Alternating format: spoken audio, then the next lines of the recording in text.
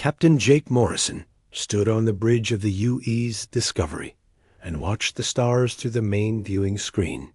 His ship had been exploring the Kepler 442 system for 3 months now. The mission was simple: study new planets and look for signs of life. Jake had done this kind of work for 15 years. He was good at it. Dr. Lisa Carter walked up to him with her tablet in hand. She was excited about something. Lisa always got excited when she found new data about alien life forms. She had spent her whole career hoping to meet real aliens someday. "Captain, we're picking up some strange readings from the fourth planet," Lisa said. "The energy signatures don't match anything we've seen before." Jake nodded and turned to his navigation officer. "Amy, set course for Planet 4. Let's take a closer look." Lieutenant Amy Foster began working at her station. The Discovery turned slowly toward the distant world. Jake felt good about this mission. They had found interesting minerals on 2 other planets already. Maybe this one would have something even better. Ben Torres sat at the weapons station checking their systems. He did this every day, even though they never expected to fight anyone. Ben used to work as a military engineer before he joined the exploration fleet. He knew that space could be dangerous. Pirates and hostile aliens were always possible threats. "All weapon systems are working normally," Ben reported to Jake. "Plasma cannons are charged and ready." Jake smiled. "Good work, Ben. Let's hope we don't need them." The Discovery moved closer to the fourth planet. The energy readings got stronger. Lisa kept checking her instruments and getting more excited. She had never seen energy patterns like these before. Suddenly, Amy looked up from her station with worry on her face. "Captain, I'm detecting a massive object approaching from behind the planet. It's huge." Jake moved to look at her screen. A ship appeared that was 10 times bigger than the Discovery. It was black and covered with strange symbols. The design looked nothing like human technology. "Red alert," Jake ordered. "All hands to battle stations." The alien ship moved fast despite its size. It positioned itself directly in front of the Discovery and stopped. Jake could see weapons ports opening along its hull. This was not going to be a friendly meeting. A voice came through their communication system. It spoke in perfect English, but with a strange accent. "Human vessel, this is Commander Zarath Kaival of the Veltar Empire. You have entered our territory without permission. Prepare to be boarded." Jake looked at his crew. They were all nervous, but ready to do their jobs. He pressed the communication button. "This is Captain Morrison of the UES Discovery. We didn't know this was your territory. We're peaceful explorers from Earth." Zarath laughed through the speakers. The sound was cold and cruel. "All species say they are peaceful when they meet the Veltar. It does not matter. You will surrender your ship, or we will take it by force." Lisa stepped forward. "Captain, maybe we can negotiate. They might be reasonable if we explain our mission." Jake shook his head. He had dealt with hostile aliens before. Some could be reasoned with. Others only understood strength. He could tell which type Zarath was just by listening to her voice. "Weapons officer, charge all systems," Jake ordered. "But don't fire unless I give the command." Ben's hands moved quickly over his controls. "All plasma cannons are charged and ready, Captain." The alien ship extended a docking tube toward the Discovery. Jake realized he had no choice. Their ship was fast, but not fast enough to outrun the massive alien vessel. Fighting would only get his crew killed. "Stand down weapons," Jake said quietly. "Let them board, but everyone stay alert." A few minutes later, the airlock opened. Zarath walked into the Discovery, followed by 4 alien soldiers. She was tall and covered with blue-gray skin that looked like armor. Her eyes were yellow and seemed to glow in the ship's lighting. She wore a device on her chest that hummed with energy. "So these are the famous humans," Zareth said as she looked around the bridge. "I expected more from a species that has traveled between stars." Lisa tried to step forward with her hands raised in a peaceful gesture. "We come in peace. We only want to learn about other forms of life." Zareth turned her glowing eyes toward Lisa and smiled. Her teeth were sharp like a predator's. "How charming. Another species that thinks the universe cares about their peaceful intentions." Jake moved to stand between Zareth and his crew. "What do you want from us?" "Your ship, your technology, and your complete surrender," Zareth replied. "The Veltar Empire has claimed this entire sector. All species here serve us now." Ben kept his hand near his weapon controls. Jake could see the young officer was ready to fight. But Jake also knew their plasma weapons would not be enough against this advanced alien technology. "Perhaps we could reach some kind of agreement," Jake suggested. "We have scientific knowledge that might be valuable to your people." Zareth walked over to Ben's weapon station. She looked at the controls with amusement. "These are your weapons? How primitive. Let me show you what real technology looks like." She pressed a button on the device attached to her chest. A shimmering blue field appeared around her entire body. The energy shield made the air around her glow softly.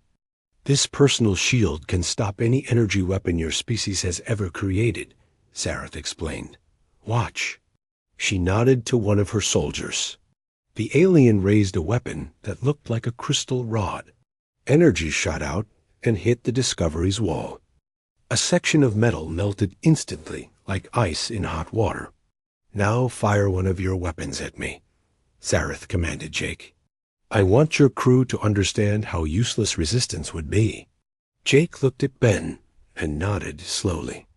Ben aimed one of their smallest plasma weapons at Zareth and fired. The blue energy beam hit her shield and disappeared completely. The alien commander did not even move. "See?" Zareth laughed again. "Your weapons are like toys compared to Veltar. Technology. We have conquered 47 star systems using these shields. No species has ever found a way to break them." Dr. Carter watched the shield carefully.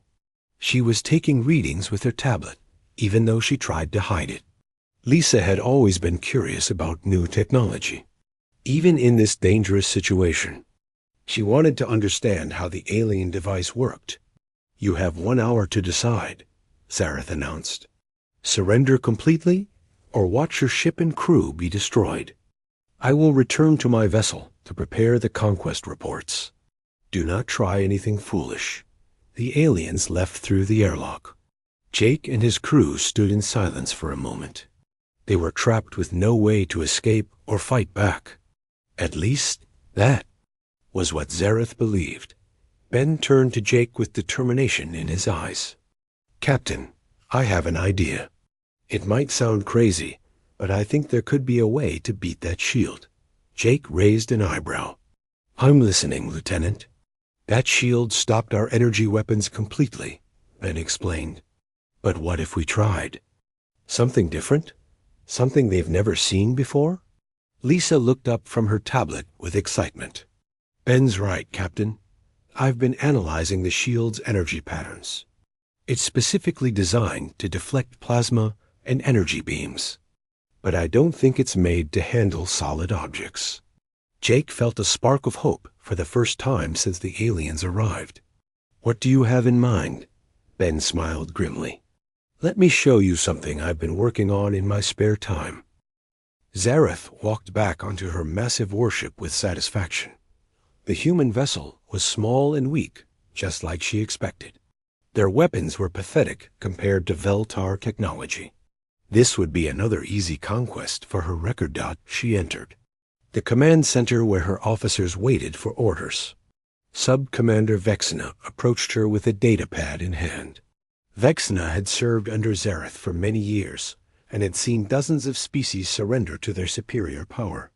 "Commander, shall I prepare the conquest protocols?" Vexena asked. The human ship appears to have valuable research equipment we can salvage. Zareth nodded and moved to her command chair. Yes, but first I want to send a message to the High. Command, they will enjoy hearing about another primitive species that thought they could explore Valtar territory. She activated the long-range communication system. Admiral Kate Hudson's face appeared on the screen at Earth Fleet Command Headquarters. Kate had been monitoring deep space communications when she received Jake Morrison's emergency signal. This is Admiral Hudson of Earth Fleet, Kate said into her communicator. Captain Morrison, please respond. We received your distress signal. But the signal was being intercepted by Veltar technology. Zareth smiled as she listened to the human admiral's worried voice. Soon there would be more human ships to capture when they came to rescue their friends. Back on Earth's Luna Station, Professor Sam Mitchell was working late in his laboratory. He specialized in exotic matter physics and had been studying energy shield technology for years. When Admiral Hudson contacted him about the alien encounter, Sam immediately began analyzing the data.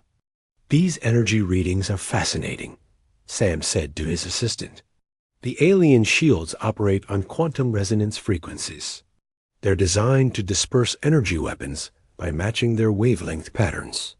His assistant looked at the complex equations on the screen. Is there any way to break through them, Professor? Sam rubbed his chin thoughtfully. Energy weapons won't work because the shield adapts to match their frequency. But what about kinetic weapons? Solid objects moving at high speed operate on completely different physics principles. Meanwhile, aboard the Discovery, Ben Torres led Jake and Lisa to the ship's fabrication lab. He had been working on a secret project during their long exploration mission. Ben pulled a cover off a device that looked like a modified version of their standard equipment.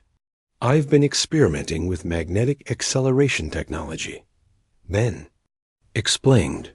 This is a railgun that can fire solid projectiles at extremely high speeds. Jake examined the device carefully. How fast are we talking about, Lieutenant? With enough power, I can accelerate a tungsten rod to about 15% of light speed, Ben replied. That's fast enough to punch through almost any material. Doctor. Carter was still analyzing the alien shield data on her tablet. Ben, this could actually work. The shield is specifically programmed to handle energy weapons. I don't think it's designed to stop solid matter moving at relativistic speeds. Jake felt hope growing in his chest. How long would it take to get this weapon ready for use? Ben checked his calculations. I need about 6 hours to modify the power systems and calibrate the magnetic coils. But Captain, this will drain our entire power grid. We'll only get one shot. Then we better make it count, Jake said grimly. On the Veltar command ship, Zareth was recording her victory message. To the High Command. She stood in front of a holographic display showing the human vessel. Supreme Admiral, I am pleased to report another successful encounter with a primitive species. Zareth spoke into the recorder. The humans possess basic space travel technology, but their weapons are laughably weak.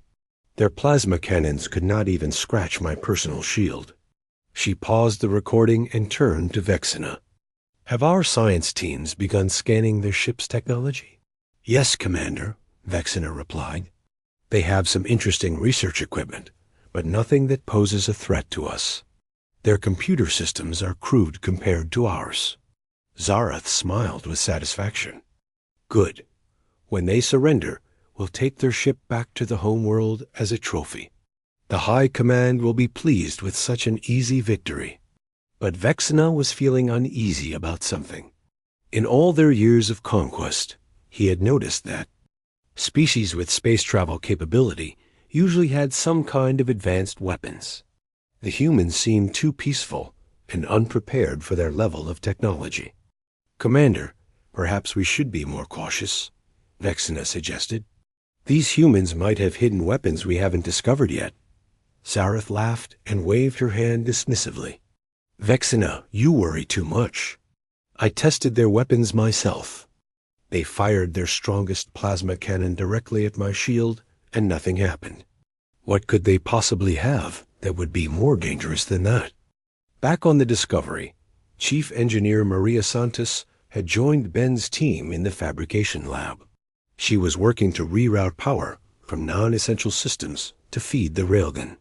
Maria had 30 years of experience with human spacecraft technology. This is going to be tricky, Maria said as she connected power cables. We'll need to shut down life support, artificial gravity, and even the lights to generate enough energy for this shot. Communications Officer Ryan Clark was at his station, trying to send coded messages to Admiral Hudson's fleet. He had to be careful because the aliens were monitoring their communications. Ryan used old military codes that hopefully the Veltar wouldn't understand. Admiral Hudson, this is Discovery, Ryan transmitted. Package delivery delayed due to weather conditions. We'll attempt alternative shipping method. Coordinates transmitted separately. Kate Hudson received the message at Earth Fleet Command. She had known Ryan for years and understood he was telling her about some kind of plan. The coordinates would help her locate the Discovery when her rescue fleet arrived. Professor Mitchell, how long until you can have those kinetic weapon designs? Ready? Kate asked through her communicator. Sam looked up from his calculations. Give me 12 hours, Admiral. I'm working on a theoretical framework for penetrating energy shields using solid projectiles. If the crew of the Discovery can test this theory, it might save them. Dr. Carter continued studying the alien shield technology while pretending to work on routine tasks. She discovered that the Veltar shields used a complex network of energy fields that worked together to stop incoming attacks. The system was incredibly advanced, but it had one weakness. Jake, I think I understand how their shields work, Lisa whispered to the captain. They create multiple layers of energy that match the frequency of incoming weapons. But solid objects don't have energy frequencies the same way plasma beams do. Jake nodded. So Ben's railgun might actually punch right through because it's operating on completely different physics. Exactly, Lisa replied. It's like trying to stop a bullet with a device designed to block radio waves. The shield won't know how to respond to something it wasn't built to handle. Amy Foster was monitoring the alien ship's position from her navigation station. She had been calculating trajectory solutions in case they got a chance to fire the railgun. Amy was one of the best navigation officers in the fleet, and her targeting would be crucial. Captain, I've got firing solutions plotted for multiple scenarios, Amy reported quietly. If we can get the alien commander to stand in a right position, I can put that tungsten rod exactly where we need it.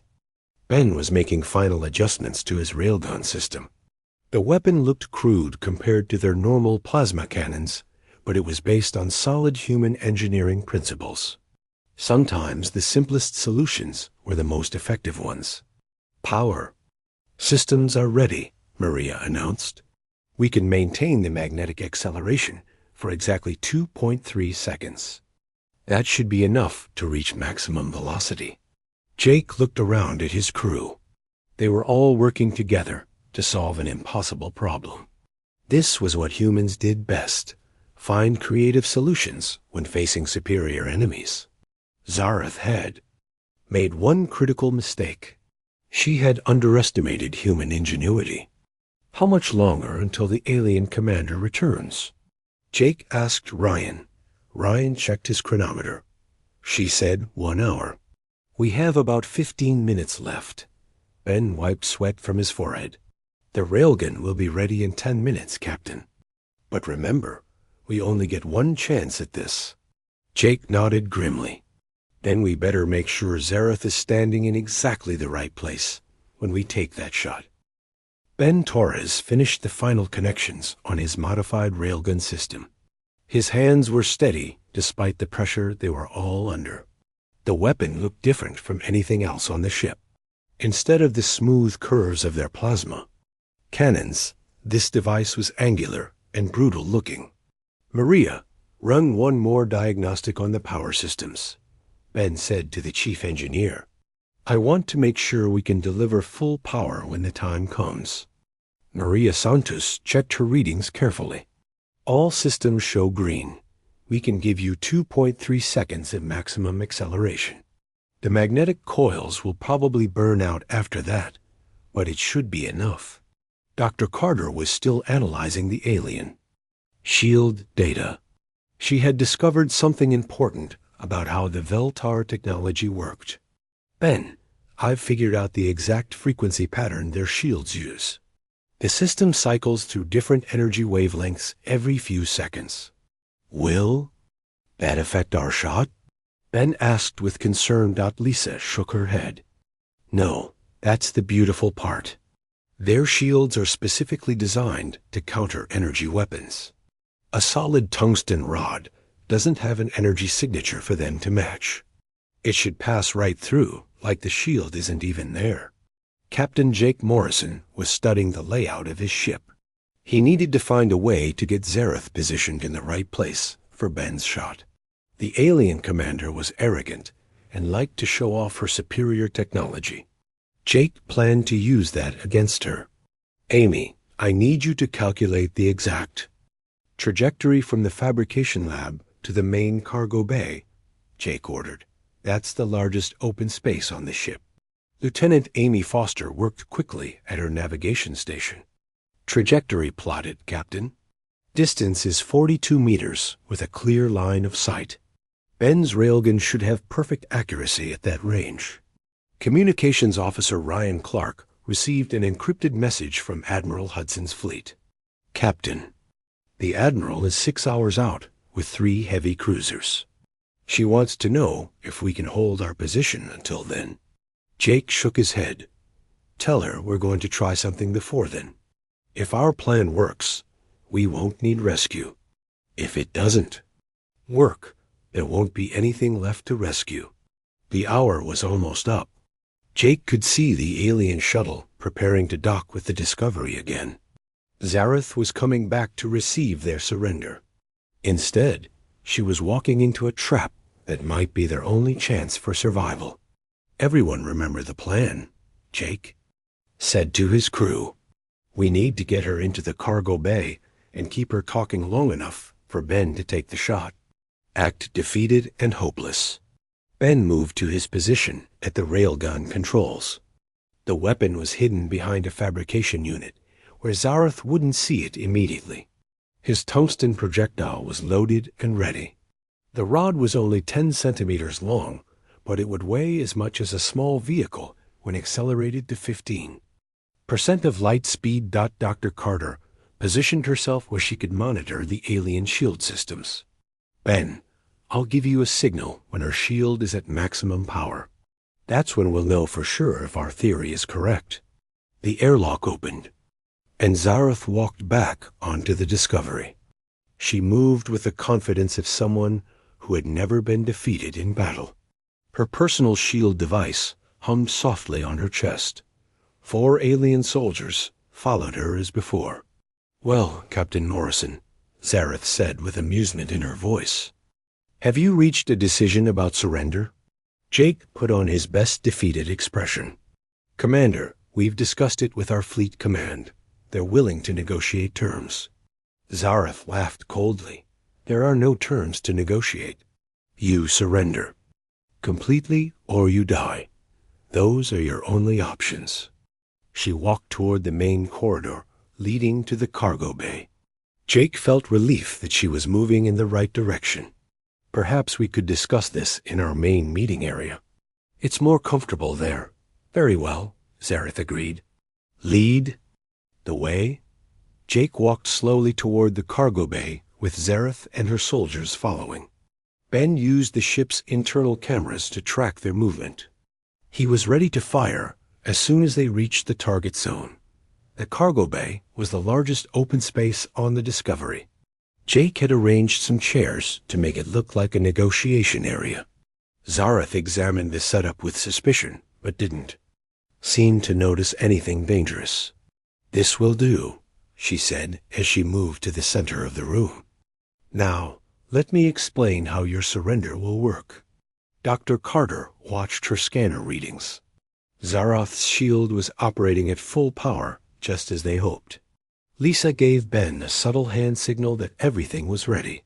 "Before we surrender," Jake sighed, "my crew would like to see a demonstration of your shield technology. They need to understand why resistance is impossible." Zareth smiled with cruel pleasure. "Of course. It will help them accept their fate more easily." She pressed the button on her chest device. The blue energy field appeared around her body, brighter and more solid-looking than before. The shield was now at maximum defensive power. "This personal barrier has protected me through battles and dozens of worlds," Zareth announced proudly. "No weapon created by any primitive species has ever been able to penetrate it." Jake nodded to Ryan Clark, who was standing near the cargo bay entrance. Ryan activated a signal that would tell Ben to prepare for the shot. In the fabrication lab, Ben's finger moved to the firing control. "Your plasma weapons are useless against Veltar technology," Zareth continued. "Watch as I demonstrate its power again." She gestured to one of her soldiers, who raised his crystal weapon. The alien fired at a section of the cargo bay wall. The metal melted instantly, leaving a glowing hole. "Now fire your strongest weapon." "At me," Zareth commanded. "I want every member of your crew to see how hopeless your situation is." This was the moment Jake had been waiting for. "Lieutenant Torres, fire all weapons at the alien commander." Ben's voice came through the ship's communication system. "Firing now, Captain." But instead of plasma cannons, Ben activated his railgun. A magnetic coils charged with a deep humming sound that vibrated through the ship's hull. Every light on the Discovery dimmed as power flowed into the weapon system. The tungsten rod accelerated down the barrel faster than the human eye could follow. It traveled the 42 meters to the cargo bay in a fraction of a second. The projectile was moving at nearly 50,000 kilometers per second when it reached its target. Zareth was still smiling confidently when the tungsten rod hit her shield. She expected to watch another human weapon fail harmlessly against her protection. Instead, something impossible happened. The energy barrier that had never been breached by any enemy simply wasn't there anymore. The solid projectile passed through the shield like it was made of air. Zareth's expression changed from confidence to confusion to terror in the space of a heartbeat. The tungsten rod, carrying the kinetic energy of a small nuclear weapon, struck the alien commander in the chest. The impact was devastating. Zareth was killed instantly, her body destroyed by forces beyond anything her species had ever encountered. The alien soldiers stood in shock. They had watched their invincible commander die from a weapon they didn't understand. The humans had done something that was supposed to be impossible. "Impossible," one of the aliens whispered in their own language. "The shield generators cannot fail." Sub-Commander Vexenus' voice came through their communication devices. "Ground team, report your status immediately." The surviving alien soldier activated his communicator with shaking hands. "Commander Zaradich is dead. The humans have a weapon that can penetrate our shields." Silence filled the communication channel. On the Veltar command ship, Vexenus stared at his instruments in disbelief. The readings showed that Zareth's life signs had disappeared in an instant. "That's impossible," Vexenus said to his bridge crew. "Our shields have never failed before." But the evidence was clear. Somehow the primitive humans had found a way to defeat technology that had conquered 47 star systems. Vexenus felt fear for the first time in his military career. Jake looked at the alien soldiers in his cargo bay. They were no longer acting like conquering warriors. Instead, they seemed confused and frightened. The death of their commander had changed everything. Your weapons cannot hurt our shields, Jake said calmly. But as you can see, our weapons can hurt you. I suggest we discuss new terms for this meeting. The alien soldier who had spoken to Vexina looked at Jake with new respect. You killed Commander Zareth. No species has ever done that before. Dr. Carter was checking her readings to confirm what had happened. The shield collapsed completely. When our projectile hit it, the system had no defense against solid matter at relativistic speeds. Ben Torres felt satisfaction as he looked at his weapon. The railgun had worked perfectly. His tungsten rod had done what no energy weapon could accomplish. Sometimes human engineering was better than alien technology. Captain, Amy Foster said from her navigation station, the alien fleet is moving. 3 ships are backing away from us. Jake nodded. The balance of power had shifted completely. Instead of helpless prisoners, they were now the ones holding the stronger position. Zareth had learned too late that underestimating humans was a fatal mistake. Sub-Commander Vexina stood frozen on the bridge of the Veltar command ship. The impossible had just happened. Commander Zareth, who had led successful campaigns across dozens of star systems, was dead, killed by a species they had dismissed as primitive and harmless. "Sir, what are your orders?" asked the navigation officer. "Should we attack the human vessel?" Vexina stared at the tactical display showing the small human ship. Everything he had been taught about Veltar superiority was now in question. If humans could kill Zareth, what other surprises might they have? "Hold position," Vexina ordered carefully. "I need to understand what just happened before we take any action." On the Discovery, Jake Morrison looked at the 3 remaining alien soldiers in his cargo bay. They were no longer the confident conquerors who had boarded his ship an hour ago. Now they seemed uncertain and afraid. "I suggest you contact your ship," Jake said calmly. "Tell them we want to talk about a peaceful solution to this situation." The lead alien soldier activated his communication device with shaking hands. "Sub-Commander Vexina, the humans request negotiations." Vexina's voice came through the speaker. "Negotiations? They are prisoners on a tiny ship surrounded by our fleet." Jake stepped forward. "Sub-Commander, your commander thought the same thing. She's dead now. Perhaps you should consider that your situation is not as strong as you believe." Dr. Nick Palmer, the ship's medical officer, had arrived in the cargo bay to check on the crew. He looked at the remains of Zareth and shook his head grimly. Nick had seen combat injuries before, but nothing like the devastation caused by Ben's railgun.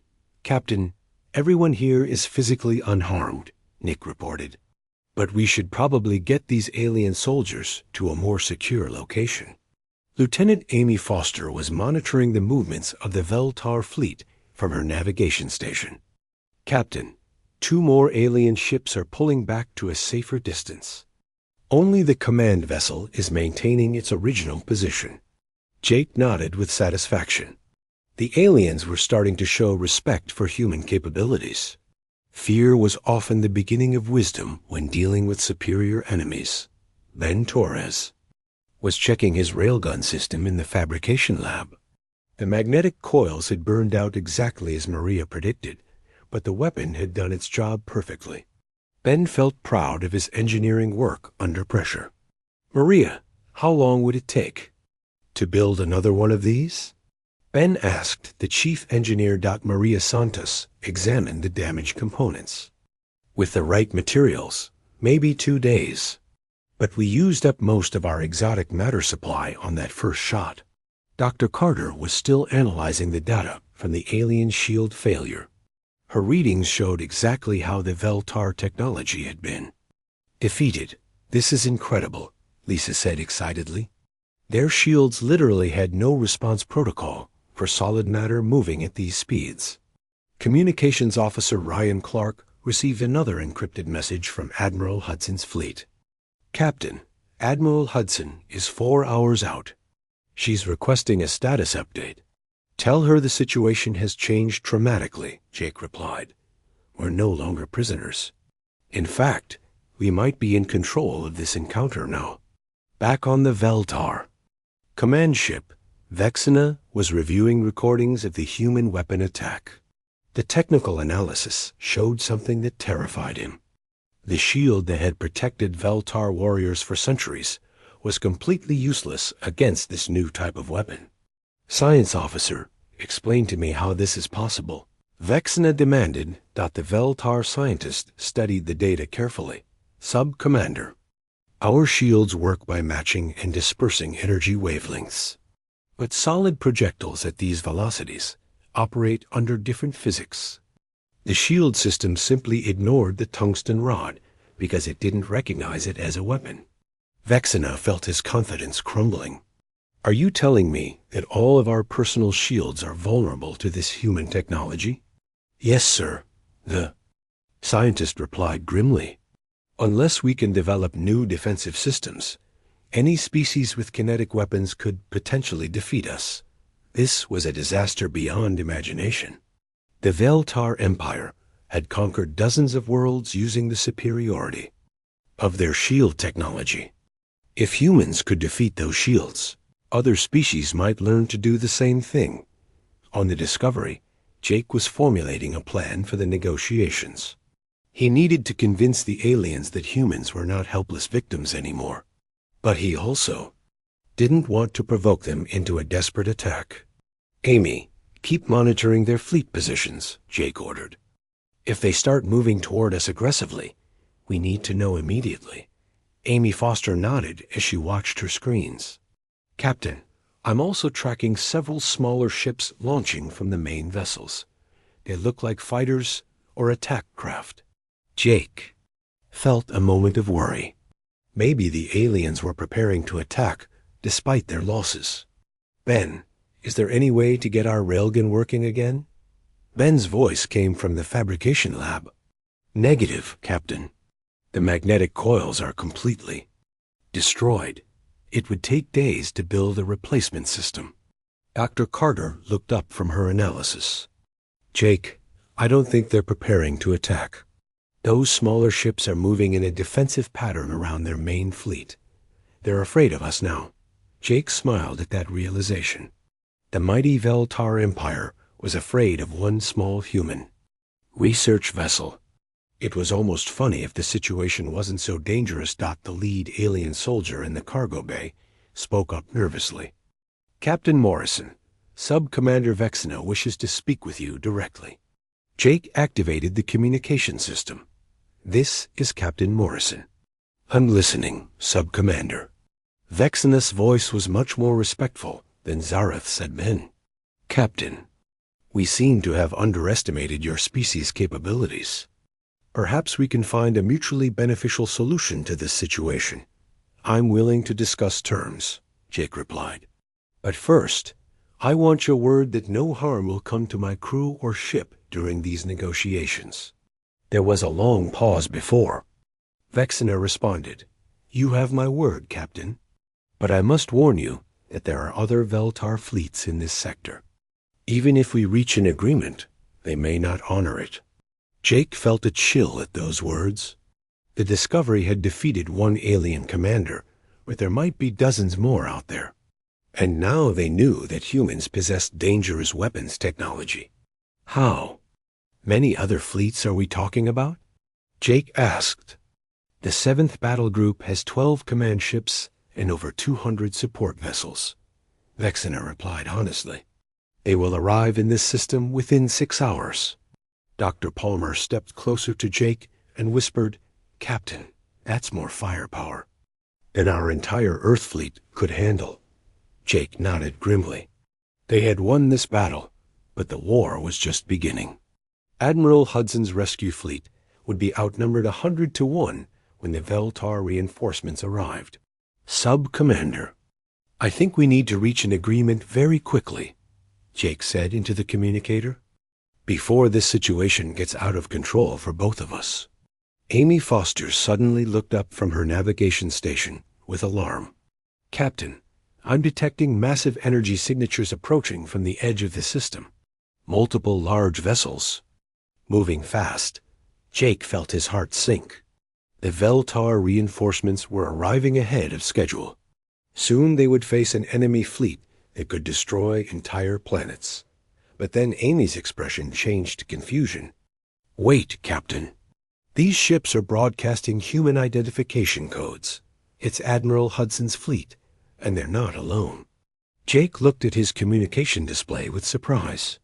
Admiral Kate Hudson's face appeared along with two other human officers he didn't recognize. Captain Morrison, this is Admiral Hudson, Kate said with relief in her voice. We received your coded messages about kinetic weapons. Professor Mitchell has been working around the clock to develop new technologies based on your data. One of the other officers spoke up.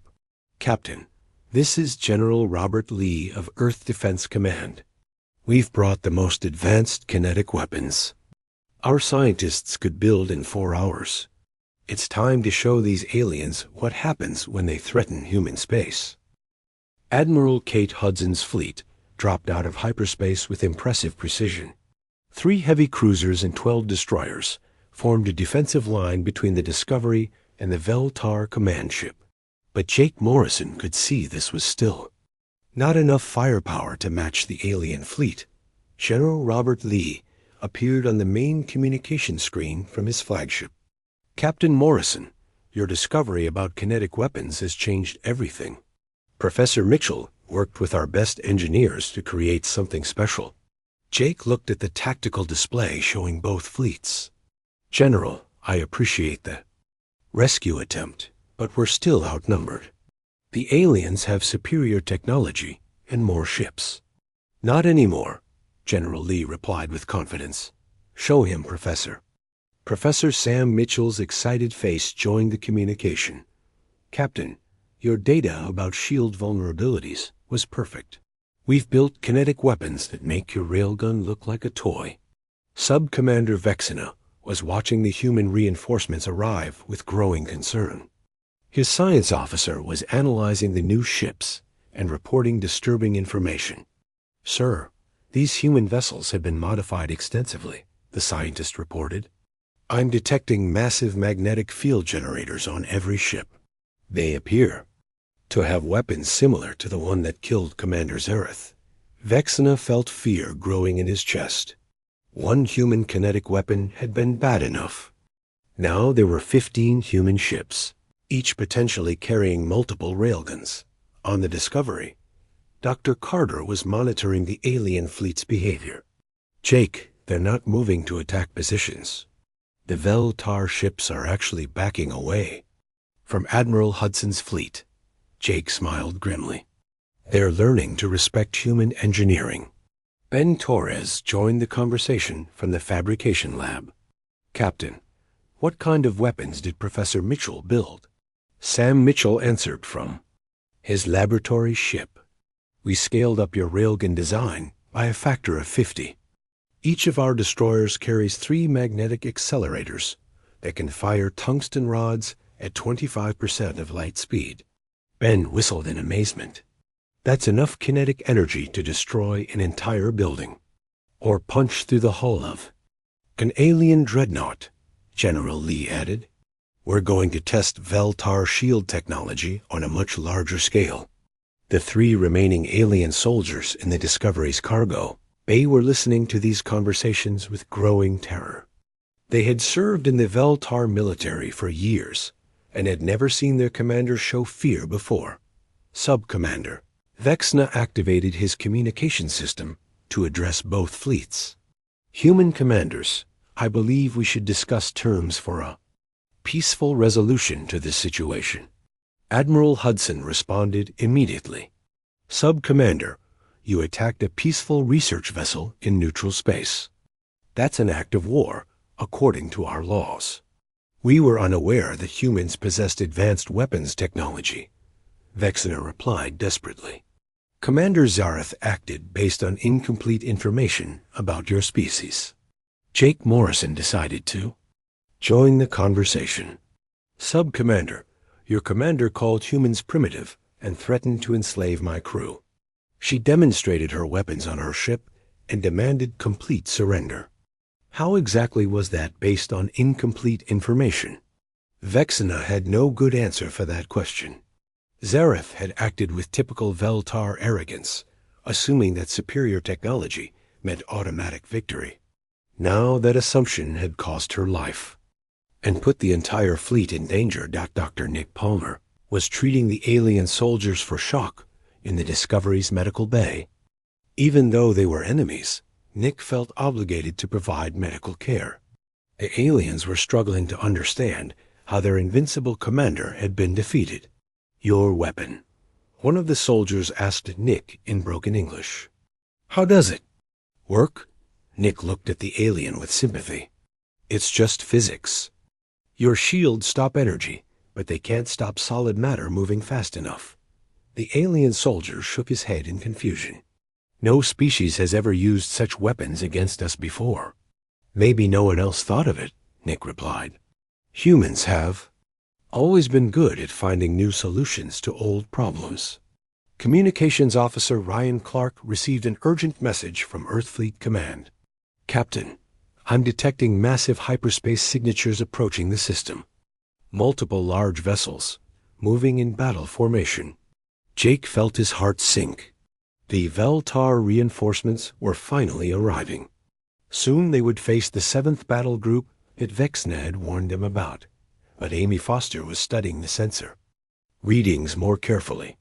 Captain, those aren't Veltar ships. The energy signatures are different. I think they're from other species. Admiral Hudson's voice came through the communicator. All human vessels. We have incoming ships from multiple alien species. They're broadcasting identification codes from the Galactic Trade Alliance. Jake looked at his crew with confusion. I've never heard of the Galactic Trade Alliance. Dr. Carter was analyzing the new arrival data. Jake, I think news of our victory over the Veltar has spread faster than we expected. The first ship to approach was a massive vessel covered with crystal formations. Its captain appeared on the communication screen as a tall being with silver skin and multiple eyes. Human fleet, this is Captain Zilthara of the Crystal Federation. The alien said in perfect English, We have come to witness the species that defeated Veltar shield technology. More ships continued arriving from different directions. Jake counted vessels from at least 6 different alien species, all coming to see the humans who had done the impossible. A reptilian captain appeared on another communication channel. I am Commander Sekar of the Serpent Alliance. For 3 centuries, the Veltar have conquered our worlds using their shield technology. We wish to learn about your kinetic weapons. Sub-Commander Vexena was watching his tactical display with growing alarm. His single command ship was now surrounded by dozens of alien vessels from species that hated the Veltar Empire. Many of them had been conquered or enslaved by Veltar forces over the years. Sir, his navigation officer reported nervously, we're completely surrounded. Multiple species are targeting our ship with unknown weapons. Vexena realized that the situation had spiraled far beyond his control. What started as a simple conquest had become a potential disaster for the entire Veltar Empire. General Lee's voice cut through the chatter of multiple alien communications. Attention all vessels. This is General Lee of Earth Defense Command. The Veltar attacked a peaceful human research mission. We demand an immediate withdrawal from this system. Captain Zilthara responded immediately. General Lee, the Crystal. Federation supports your demand. The Veltar have violated interstellar law by attacking explorers in neutral space. Commander Sekar agreed. The Serpent Alliance also supports human demands. We have suffered under Veltar oppression for too long. Jake watched as more and more alien species voiced their support for the human position. Word of Zareth's defeat had apparently spread across the galaxy faster than anyone expected. Sub-Commander Vexena found himself in an impossible situation. He was outnumbered 50 to 1 by a coalition of species that wanted revenge against the Veltar Empire. His only choice was complete surrender or certain destruction. Human commanders, Vexena transmitted with defeat in his voice. The Veltar fleet withdraws from this system. We will not return. Admiral Hudson responded firmly. Sub-Commander, withdrawal is not enough. Your empire will sign a non-aggression treaty with humanity and provide compensation for the attack on our research vessel. And, added Captain Zilfara, the Veltar will return all conquered worlds to their original inhabitants.